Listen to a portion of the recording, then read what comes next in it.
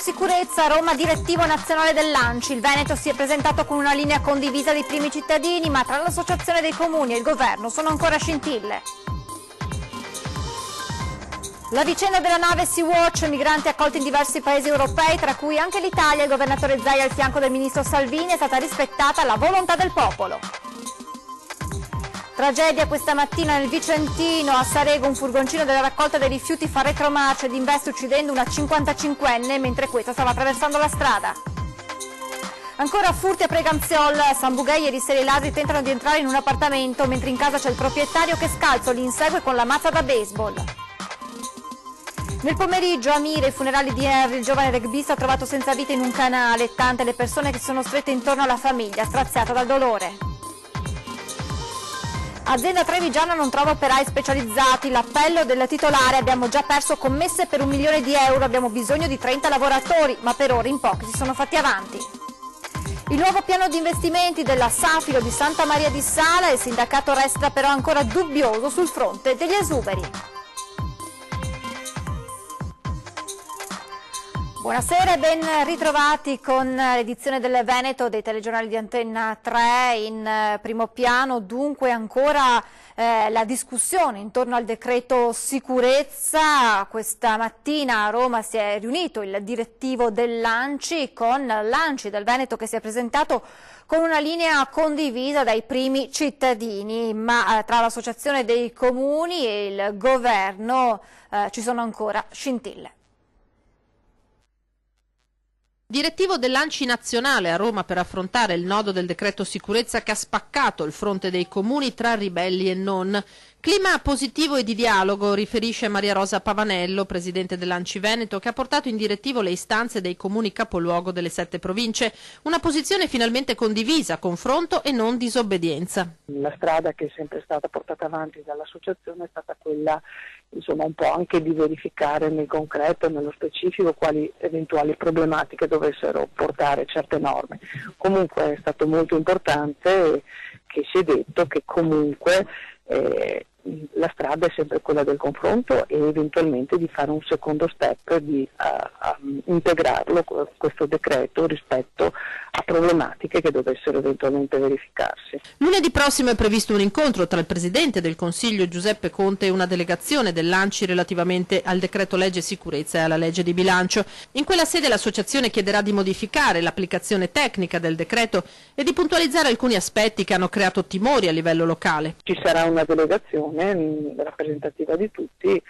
Quello che è emerso importante è che Anci appunto è la casa di tutti i comuni e non deve essere strumentalizzata politicamente da nessuno. La distensione tra comuni e governo è durata però ben poco. A rompere l'idillio ancora una volta Matteo Salvini. Fa bene il presidente Conte a incontrare i sindaci, un caffè non si nega a nessuno, ovviamente il decreto funziona e non si tocca. Posizione che ha scatenato una pioggia di reazioni. Il presidente nazionale dell'Anci, Antonio De Caro, suggerisce di prendere a Salvini non un caffè ma una camomilla. Noi come modalità riteniamo sempre quella, più che delle battute e dello scontro, quella di entrare nella concretezza delle problematiche. Quindi noi non abbiamo, insomma, né polemiche né scontri, ecco, è uno stile che non ci appartiene.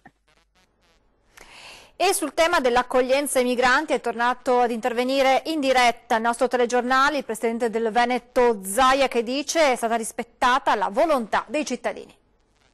L'accordo con l'Europa, la tensione nel governo, poi il confronto nella notte tra il premier Conte e il ministro dell'Interno Salvini, gli animi che tornano almeno apparentemente distesi. Viene letta come una vittoria oggi dalla Lega la soluzione del braccio di ferro sull'accoglienza dei migranti della nave Sea-Watch a largo di Malta, con la redistribuzione dei richiedenti asilo tra 8 paesi, tra cui l'Italia. Per il presidente del Veneto Zaia, intervenuto in diretta alla prima edizione del nostro telegiornale, si è rispettata la volontà dei cittadini. La politica sta portando avanti il ministro, una politica che esce dalle urne in totale piena democrazia. Il popolo ha fatto delle scelte. Finché si va in questa direzione il popolo resta attore principale, protagonista in questa fase storica. Invece qualcuno vorrebbe che i cittadini andassero a votare e poi qualcun altro decide al posto loro. Direi che la politica che stiamo facendo oggi rispetto all'immigrazione che sta facendo Matteo Salvini Salvini va nella fase di rispetto del popolo. Zaia perplesso tuttavia sull'affidamento dei migranti alla Chiesa Valdese. Non basta a risolvere, dice, le conseguenze legate all'ospitalità. Noi siamo una comunità che conosce la compassione e la solidarietà, premesso che fatto 10 le statistiche ci dicono che almeno 9 non sono profughi. Questi sono i dati ufficiali. Cioè fatto 10 o fatto 100, 93 non sono profughi. Quindi vuol dire che se ne arrivano 15, molto probabilmente il 90% di questi 15 non sono profughi. Ma al di là di questo, la Chiesa si occupa delle anime e noi dei corpi, no? Si dice così banalmente. Penso che se tu chiedi a qualcuno se vuol bene alla mamma, tutti dicono sì che vogliono bene alla mamma. Se chiedi a un prelato se è disposto a ospitare qualcuno, non può che dirti di sì. La verità è che poi i casini sul territorio ce li troviamo noi. La cronaca adesso con la tragedia che si è consumata questa mattina nel Vicentino a Sarego, un furgoncino della raccolta dei rifiuti durante la manovra di retromarcia ha investito una 55enne mentre questa stava attraversando la strada. La donna è morta praticamente sul colpo. Sarego, tragedia questa mattina verso le 8:20 nella frazione di Meledo in via Quasimodo. Un furgoncino della ditta Ideal Service che raccoglie la spazzatura dai cestini pubblici ha investito e ucciso una donna di 55 anni, Sandra Bertola, residente nella frazione. Secondo la ricostruzione effettuata dalla polizia locale di Lonigo, immediatamente intervenuta sul posto, il conducente del mezzo, un 39enne di Lonigo, facendo retromarcia non ha visto la donna e l'ha presa in pieno. Sul posto anche i sanitari del SUEM che non hanno potuto far altro che constatarne il decesso. La 55enne stava rientrando a piedi a casa dopo aver lasciato la macchina dal vicino meccanico per la revisione. Con sé aveva solo le chiavi dell'abitazione, nessun documento. Solo qualche ora dopo si è riuscita ad identificarla. Sandra Bertola lavorava come commessa nel supermercato MD, considerata da tutti una persona gentile e affabile. Lascia il marito e un figlio di 28 anni. Ritirata invece la patente al 39enne dipendente della Ideal Service e per lui si apre un procedimento per omicidio stradale. Ladri che tornano in azione nel Trevigiano, a Preganziol per l'esattezza. Un'altra frazione nel mirino è quella di San Bugè, dove ieri sera due banditi hanno tentato di entrare in un appartamento mentre in casa c'era il proprietario che li ha inseguiti impugnando una mazza da baseball. Siamo esasperati, non se ne può più. A parlare è una residente di San Bugè che, ancora scioccata per quanto accaduto, preferisce non mostrarsi alle telecamere. Ieri sera intorno alle 19 la donna stava facendo la consueta passeggiata con il cagnolino quando nota due ragazzi che con fare sospetto si aggirano tra le abitazioni della frazione da tempo presa di mira dai ladri. Qui ci conosciamo tutti, spiega la donna, e non avendoli mai visti ho iniziato ad osservarli, racconta. Quando però anche loro iniziano a fissarla e trovandosi in un luogo isolato, la signora decide impaurita di allontanarsi, chiedendo aiuto ai ragazzi riuniti in quel momento in piazzetta. Sono partiti tutti in una ronda.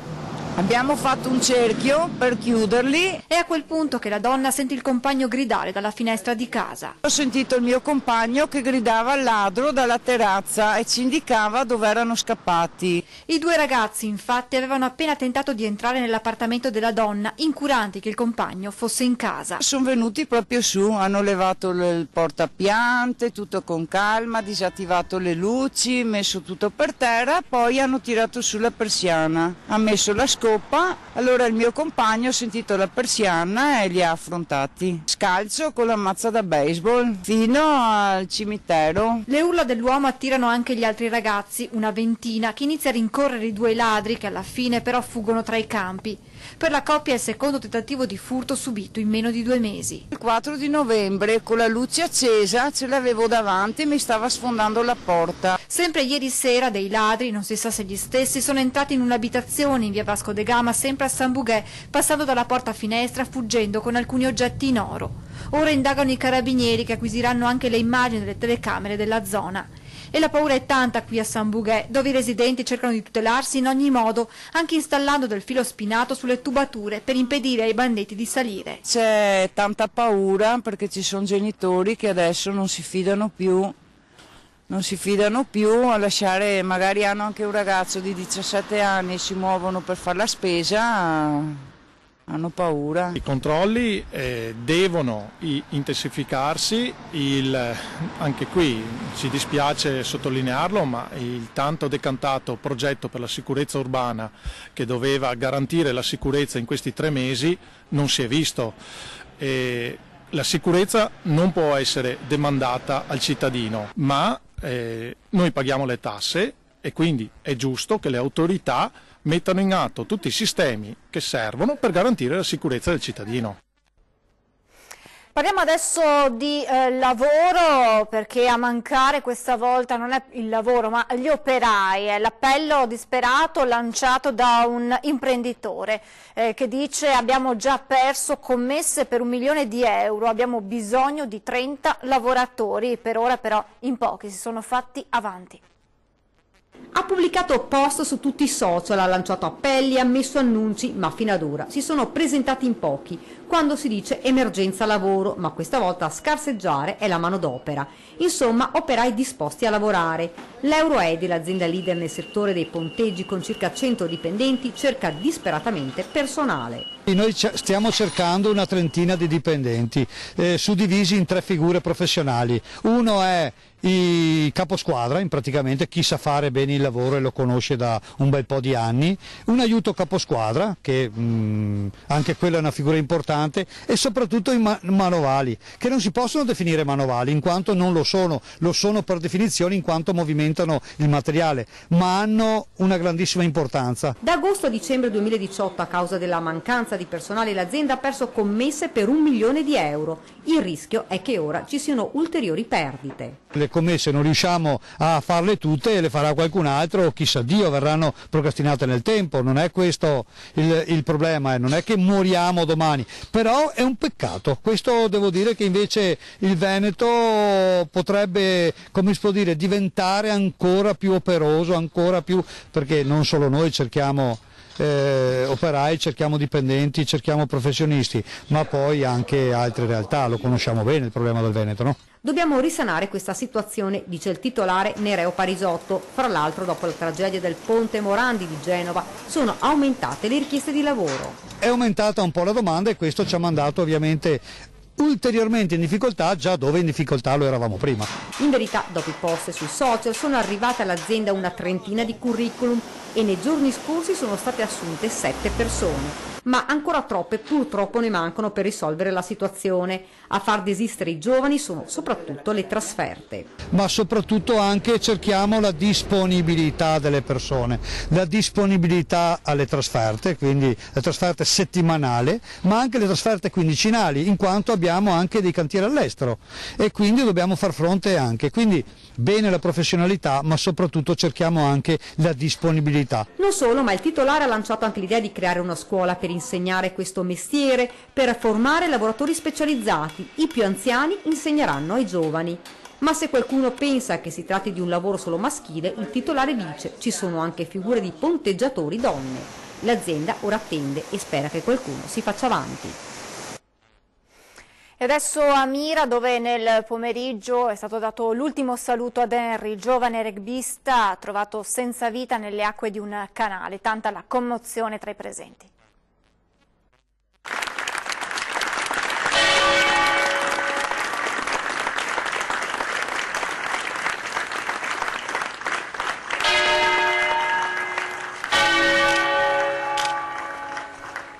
Tantissimi ragazzi giovani dentro come fuori la chiesa di San Nicolò a Mira, che insieme all'intera comunità e con gli studenti universitari di Padova hanno voluto tributare l'ultimo saluto ad Henry Kazim, morto a 19 anni per annegamento dopo essere scomparso da casa per oltre un mese. Comunità che si è voluta stringere attorno alla sua famiglia, che aveva sempre sperato in un suo rientro a casa. Sulla bara, di colore bianco, con la moltitudine di fiori colorati, la sua maglia numero 11 del Rugby Riviera del Brenta, dove giocava in prima squadra in Serie B. In chiesa, toccante e carico di grande dolore, il discorso della sorella Terry. La morte fa schifo. La morte di un tuo caro fa schifo. Ti distrugge, ti annienta, ti annichilisce. Qualcuno potrebbe dire che sia fatta la sua volontà, come in cielo così in terra. Ecco, a questo risponderei proprio. Per questa volta facciamo come vuoi lui. In prima fila, stravolti, i genitori, con il papà, la mamma e il fratellino piccolo. Lascia di sé un ritratto bello, dice il parroco Don Gino Cicutto, che però invita anche i ragazzi a non vergognarsi, a chiedere aiuto nel momento del bisogno.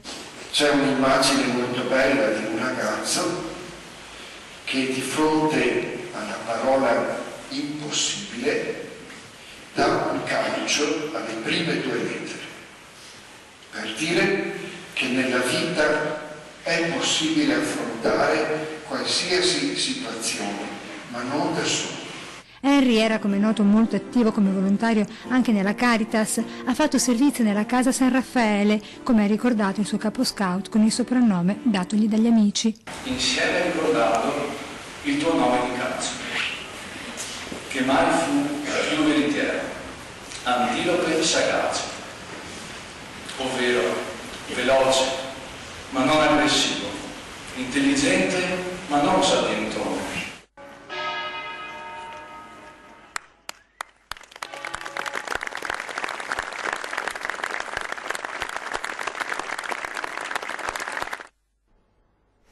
Allontanato dall'Italia un detenuto tunisino che secondo le indagini della questura di Padova inneggiava all'estremismo islamico. Decreto di allontanamento dal territorio nazionale per un tunisino di 31 anni detenuto al carcere 2 Palazzi di Padova. L'uomo, che sta scontando una condanna per rapina, nei mesi scorsi si era imposto come guida spirituale per i detenuti musulmani, ma destando sospetti tra gli agenti di polizia penitenziaria che hanno messo in allerta la Digos della questura. Dopo una lunga indagine, infatti, si è arrivati alla convinzione che l'uomo inneggiasse alla jihad e all'estremismo islamico. L'uomo in queste ore sarà imbarcato su un volo per Tunisi e gli sarà vietato il rientro in Italia per i prossimi 5 anni. Secondo il Tribunale di Padova ci sono anche gli estremi per sostenere la pericolosità sociale del tunisino, sia per la lunga serie di denunce e di condanne riportate negli anni, sia per i messaggi sui suoi profili social che riporterebbero a un profondo odio verso il mondo occidentale. I suoi avvocati in aula hanno contestato il provvedimento di allontanamento, ma i giudici hanno respinto la richiesta della difesa, sottolineando i gravi comportamenti messi in atto dal 31enne. E adesso la tragedia del molinetto della Croda a Refrontolo nel Trevigiano. La procura di Treviso è pronta a ricorrere in appello contro l'assoluzione dei 4 imputati. Non è stata solo una fatalità, dice il procuratore Dalla Costa, ci sono delle responsabilità per quello che è successo. Processo per il disastro al molinetto della Croda. La decisione del giudice che ha assolto tutti gli imputati, accolta con sollievo dalla gente di Refrontolo e con amarezza dai familiari di alcune delle 4 vittime, non convince affatto, come è naturale, la procura, intenzionata a leggere con attenzione le motivazioni del GUP ed eventualmente ricorrere contro la sentenza. Posto che la stessa ha fatto piazza pulita delle contestazioni della Cura dicendo che il fatto non sussiste. Noi riteniamo invece che ci siano delle responsabilità, che le persone che noi abbiamo indicato possano essere ritenute responsabili, quindi se la decisione del giudice non ci convince valuteremo appunto di fare appello. In aula è prevalsa la tesi che a causare vittime e feriti sia stato un evento meteorologico eccezionale, ma per la procura non si è trattato solo di fatalità. Era un'area soggetta a inondazioni, nelle carte a disposizione del comune prima che si verificasse il fatto. È stata inserita nuovamente dopo e nel periodo in cui si è verificato il fatto invece quest'area era, diciamo, scomparsa come area esondabile del torrente. Noi riteniamo che una festa con accesso indiscriminato di persone, una festa sostanzialmente pubblica, non potesse essere organizzata in quella zona e che sia assurdo che delle persone in mancanza appunto di previsioni, di norme di sicurezza possano morire all'interno di una festa quando ci si va spensierati e col desiderio di divertirsi. Nessun processo al volontariato, conclude il procuratore. Tra l'altro poi il pubblico ministero d'udienza aveva anche chiesto la soluzione dello stesso rappresentante del volontariato, a dimostrazione che non c'era nessuna, come dire, accanimento accusatorio nei suoi confronti, ma è evidente che quando si organizza una festa in una zona pericolosa vanno rispettate le regole. È il momento di fermarci per pochi istanti di pubblicità, restate con noi, a tra poco.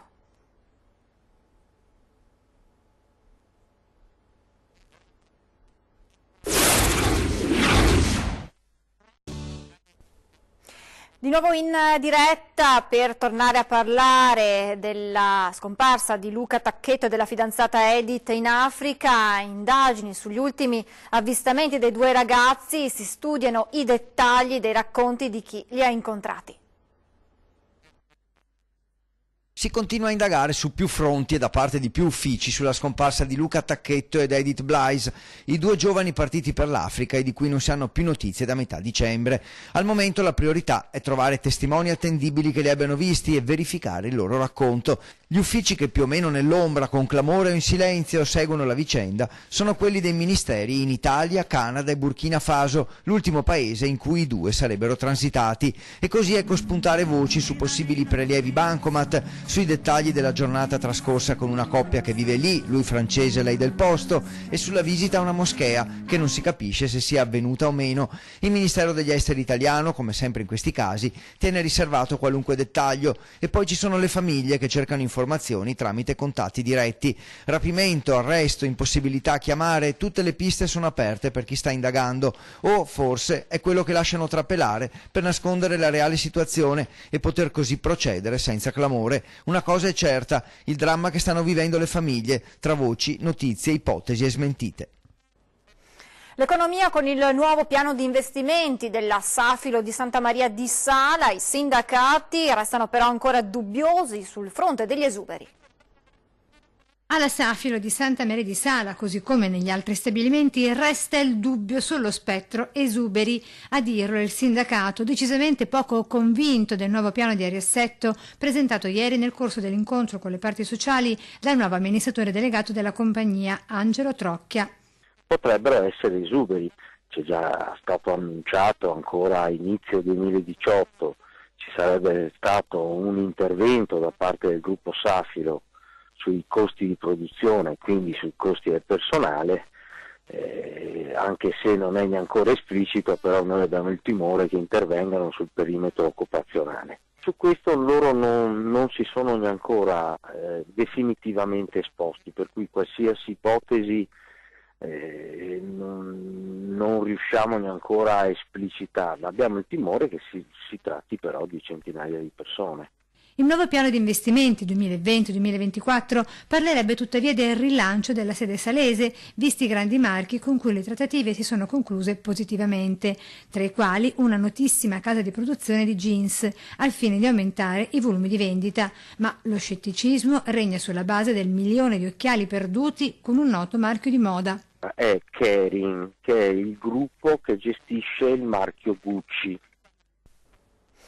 Il nuovo bollettino dell'ARPAV rivela livelli preoccupanti di PM10 negli ultimi giorni a Padova e così l'amministrazione blocca anche i diesel Euro 4 almeno fino a lunedì 14 gennaio.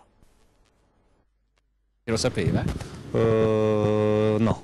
Non lo sapevo. Tutto a Padova? No, Euro 4. non lo sapevo. Con l'arrivo del bollettino ufficiale dell'ARPAV sui livelli di concentrazione del PM10, le polveri sottili, ecco lo stop alle auto più vecchie, l'allerta da verde diventa arancione e scatta il blocco alla circolazione delle auto diesel Euro 4. Diventano così oltre 70.000 i veicoli costretti a rimanere in garage, con le inevitabili polemiche che coinvolgono cittadini, artigiani e commercianti, anche se gli artigiani hanno trovato l'accordo con il comune per circolare anche con gli Euro 3 in 2 fasce orarie. Tra i cittadini non manca chi è disorientato e fatica a informarsi e chi chiede deroghe per motivi particolari come quelli legati alla salute. Più che altro per le persone che hanno proprio bisogno della macchina, quello purtroppo diventa una difficoltà, però per il resto quelli che possono andare con altri mezzi senz'altro va bene. Vanno bene, però dipende, se uno deve lavorare è dura. Può diventare un problema. Infatti io non ho bisogno non lavoro, quindi non mi serve. Chi lavora può essere un problema. Non so se risolve i problemi. Per quale motivo dice?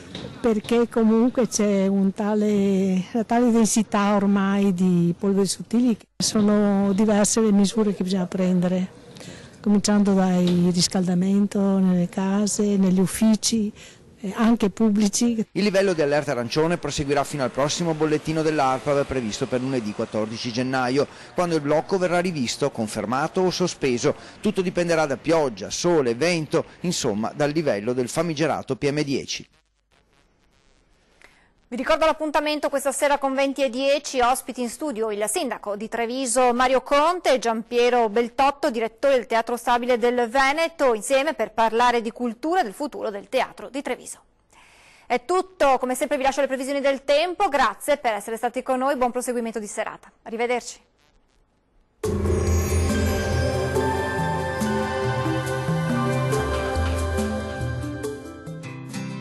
L'Unic Star, le uniche pagliette antibatteriche in commercio, prodotte anche per i marchi più importanti, sia nazionali che internazionali. Ben ritrovati al meteo.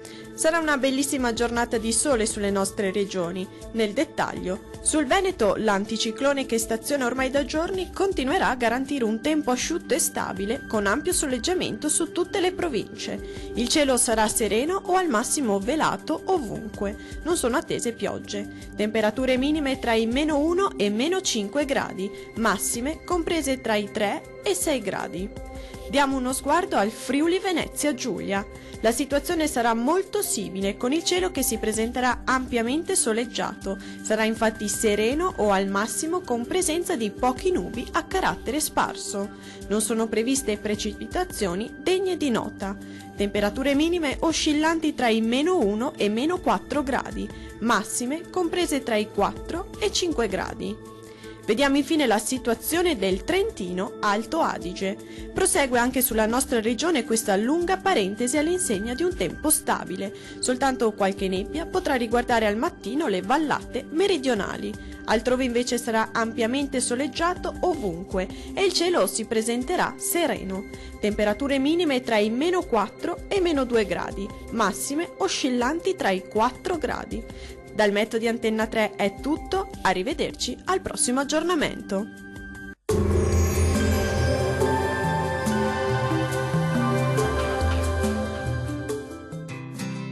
L'Unic Star, le uniche pagliette antibatteriche in commercio, prodotte anche per i marchi più importanti, sia nazionali che internazionali.